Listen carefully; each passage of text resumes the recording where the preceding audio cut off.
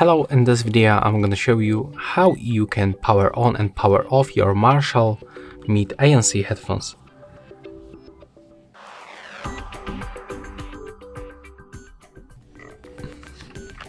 So first of all, as you can see, my headphones are turned on. You can just check it by tapping on this gold button and take a look for the indicator. When I click on it once, as you can see, it's turning white, so it means that our device is activated.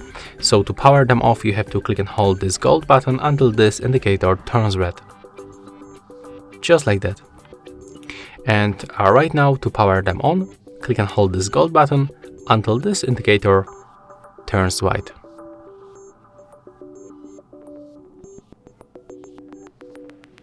And right now you can release that button. So that's all for this video. Hope you like it.